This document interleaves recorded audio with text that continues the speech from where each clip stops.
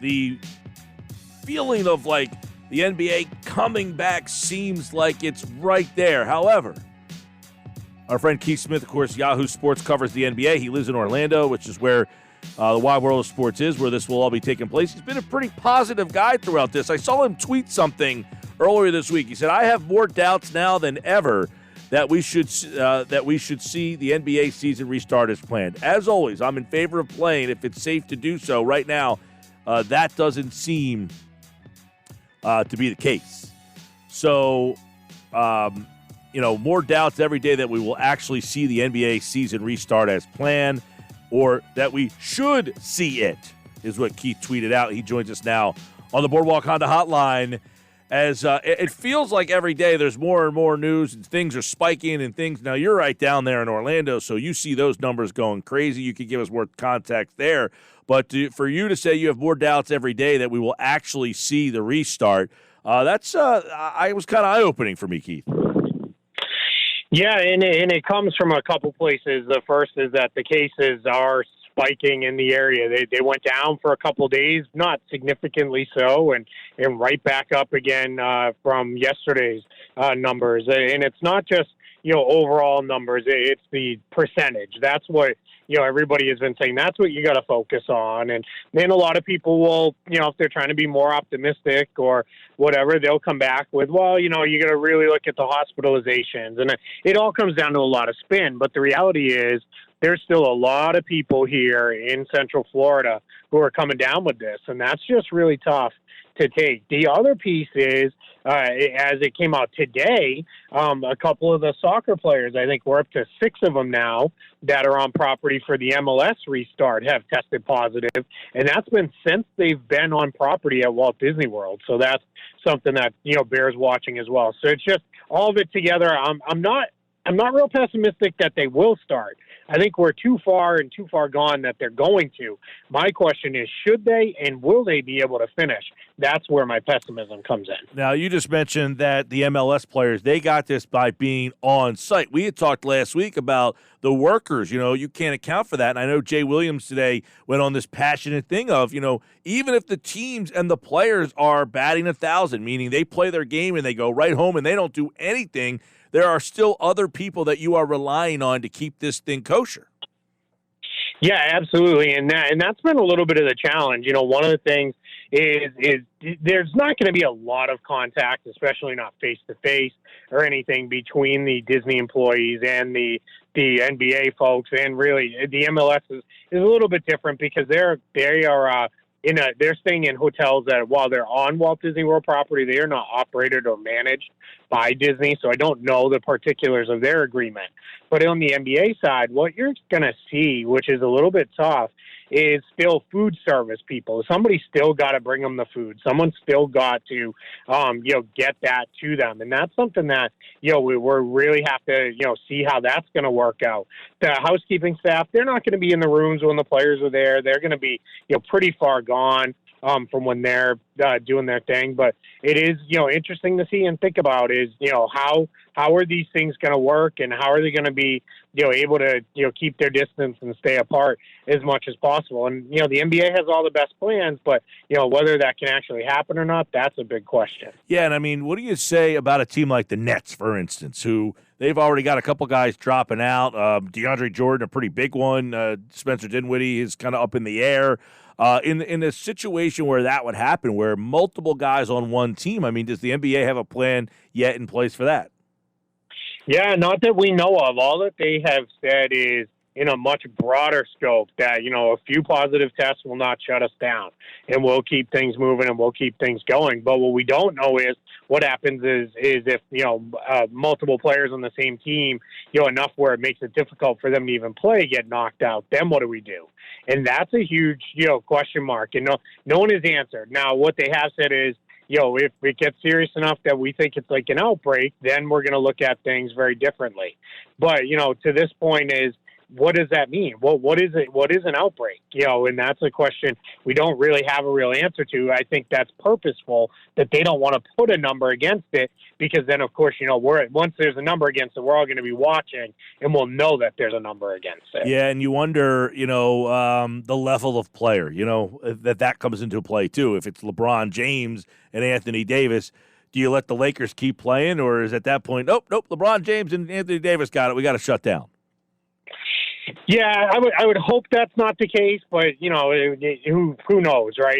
You could be onto something there. Now, they did say nobody's treated differently as far as if it's a superstar or a role player or somebody doesn't even really play, they go through the quarantine process and all of that, and those types of things. So that is something that I think we hold them to. But yes, if we're in starting up the NBA Finals and a couple players on one of the finals teams are down, are they going to say, all right, let's hold a week on the finals? Challenge is there's very little buffer built into this whole plan. It pretty much goes, if it goes to Game 7, we're going to go right into the off season, almost immediately after that, within days. So there's just not a lot of fluff in this calendar.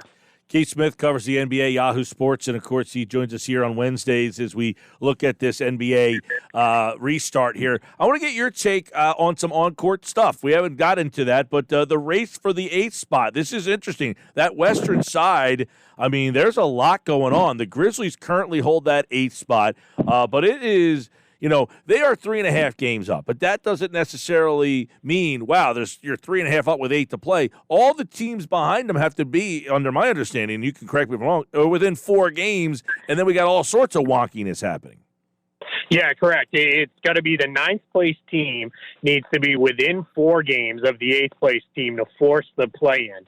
Then they have to beat that team. The 9th place team needs to beat the 8th place team 2 times in a row. So I know a lot has been made in the last week or so here since the schedule came out, since everyone is, seeing, and, well, the Pelicans have such an easy schedule, and the NBA is trying to rig it. Well, the Pelicans had by far and away the easiest schedule in the NBA had the season gone on as it was supposed to.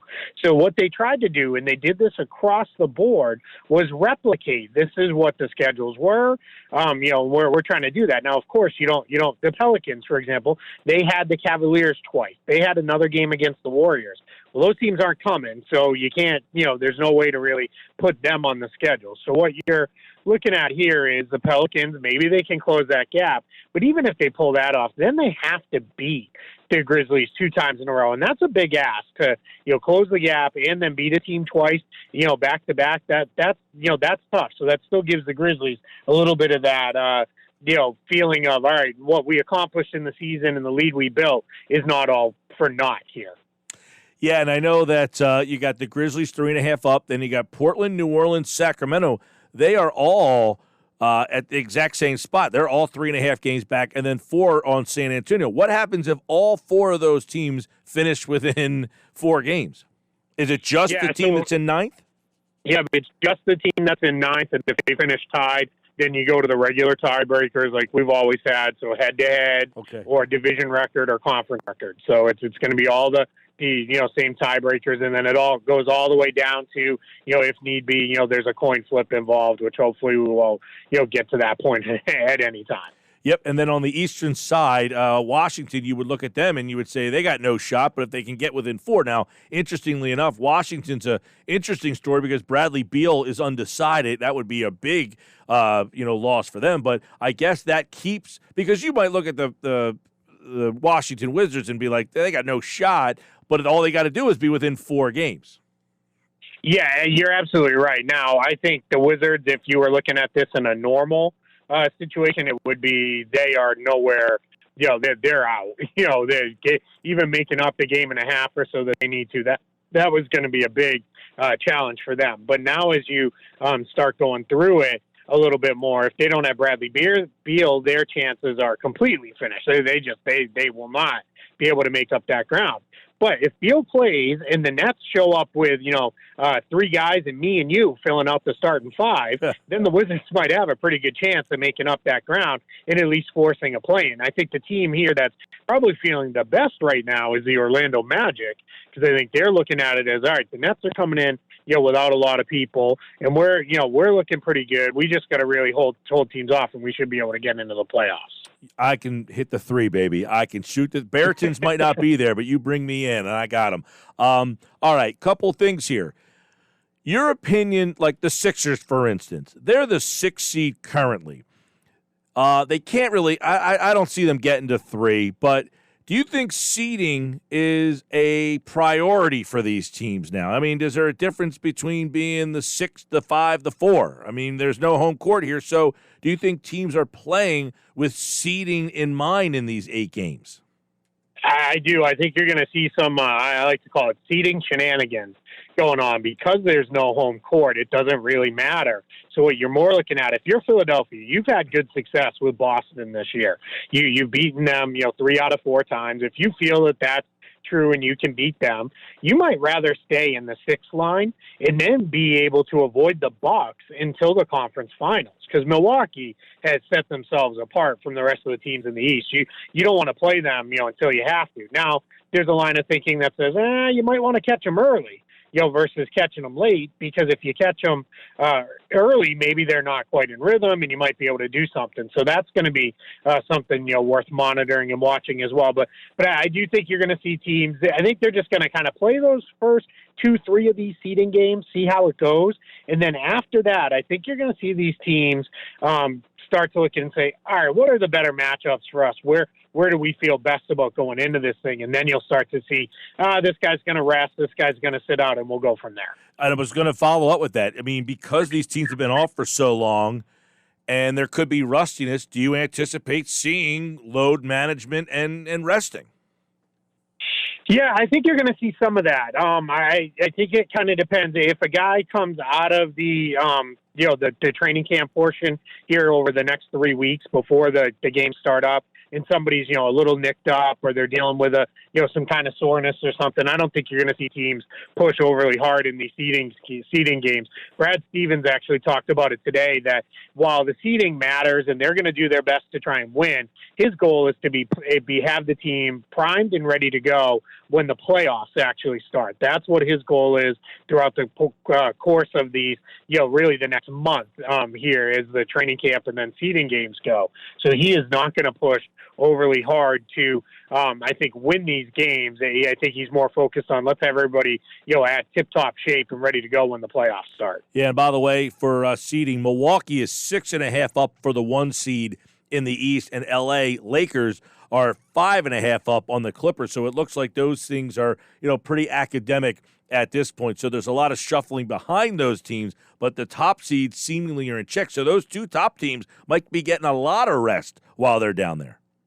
Absolutely, and that's one of the things why you can't just look at these schedules and strength of schedules and say, oh, man, this team's got to play the Bucks. That might not be the game it was, 3-4 months. Well, gosh, 4 months ago now when we last saw these teams play. But middle of the season, when it was the real middle of the season, that might not be the game it was then. When we wouldn't want to play Milwaukee. That was going to be a tough game. Now you might be getting Milwaukee's B squad and 10 minutes of Giannis, and that's probably a lot of ways the Bucks are going to play this thing out, because I think their goal should be, I just need to have my guys ready to go. I don't need to be really overly focused on trying to win a bunch of games and be adding to our record and those kind of things, because they're already they've done everything they needed to accomplish in this regular season. Keith, a lot has been brought up that I've heard a lot of people have kind of mentioned the sloppiness. They anticipate sloppy play when they get back here. Is that something that we should anticipate? Do you look at that offenses will be sloppy? A lot of teams not in rhythm shooting a 3, or is that something that you think will work itself out rather quickly? I think it's going to work itself out, fairly quickly. I think the teams like the Clippers, for example, who they played very few games with their top guys available because of the way they did the aggressive load management. Anytime anybody was feeling something, the Clippers said, hey, we're playing the long game here. This is a marathon, not a sprint. Sit the guy out. And then they made a bunch of roster changes with Marcus Morris and Reggie Jackson at the trade deadline. So those guys are, they're probably a little more important that they try to get us up because they've played together a lot.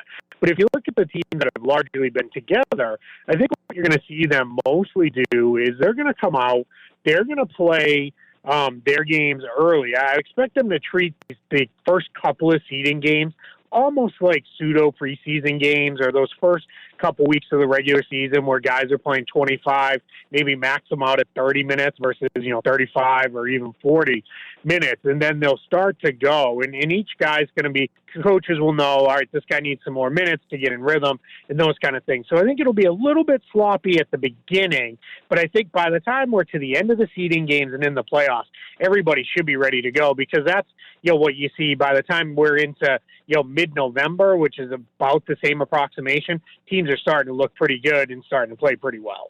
Of course, everybody's in the same boat, including Orlando, who is staying at the Walt Disney World, even though their arena is 20 minutes from there. They're going to do their part, right? They're staying there too? They are, yes. You're correct. There's no exceptions. If you're in this, you're in there and on the campus. Right. So there's really no home court advantage here. Do you think that plays a factor? I mean, Philly 29-2 at home, 10-24 on the road. What is the buzz around the league about this neutral feeling and how it will impact some of these teams? I mean, you got a team like Philly, Miami's another one that is has a very high disparity of home and road record. I mean, most teams are much better at home than the road, but those two particular teams, I mean, Miami has a losing record on the road. Philly is one of the worst road teams in the entire league. I mean, how is that being discussed? Yeah, and you hit on two teams that come up a lot when you talk to folks around the league, and it's Philly and Miami. In Philly, the thought is, with Joel Embiid being a guy, he plays to the crowd a lot. He is, you can clearly see he's got a great relationship with the Philly fans, and they lift him quite a bit. And one of the things that tells you just his numbers are awful when they're on the road. He shoots 43% in total field goal percentage when they're on the road. That's awful for a guy, with his ability and, is basically, you kind of look at it and say, this guy's a walking bucket when he's out there. So that's a little bit tough. Miami's the other one. That home crowd is really bought into and, believes in a, heat culture and all those sorts of things. The teams on the other side of the bracket, Denver and Utah, who have, famously good home court advantages because of the altitude factor. They're not going to have those. And then the last team that gets brought up on a positive side of this being a neutral is the LA Clippers, because everything for them is built around, we got to beat the Lakers. Well, when they play the Lakers in a Clippers home game, it's a Lakers home game. That's, who's in there buying all the tickets and showing up. So that's the, interesting thing there is now the Clippers, that's been wiped out. So you definitely have a couple teams that have benefited. No one's going to have to go to Milwaukee or Toronto, which are two tough places to win. But there's definitely some teams that are hurt from this, especially Philadelphia. They're the team that most people are interested to see how they do without any kind of home court advantage. Yep, and obviously Brett Brown did speak today. I want to get a couple of quick thoughts from you regarding, the usage of Horford. Do you look at Horford as, has he been a disappointment? Do you think that, no, it doesn't matter that he's been a disappointment? Like, hey, this team was built for the playoffs, and, that size, and Horford will figure it out come playoff time. Are you surprised? He mentioned today that there's going to be, Team Al, Team Joel, and then team integrating both of them. We're still not sure whether he's going to start or come off the bench. He was coming off the bench, and then there were some injuries that had to bring him back into the starting lineup. But he seems to be an X factor here. Yeah, he is my number one X factor for Philly, because he starts playing well and they can play him with Joel Embiid. That opens up everything for Philadelphia, and they can really do some different things. If he is not a part of that, then you've got a huge challenge there, and that's going to be something that's going to be really tough for them. So I see him as their big X factor. You asked, has he been a disappointment? 100%. We're a year after he was signed now into saying, what is this team? We still don't know. And I don't know that there would have been answered had the season played out normally and ended in mid-June like it was supposed to. I don't think we'd know then. And I struggle to buy into the, we're built for the playoffs and it'll all be fine in the playoffs. That's fine when it's the Golden State Warriors are losing regular season games, because you're really kind of looking at it and saying, what difference does it make? We know what they can do when it really matters. Philly hasn't proven that yet, and that's a huge, issue for me.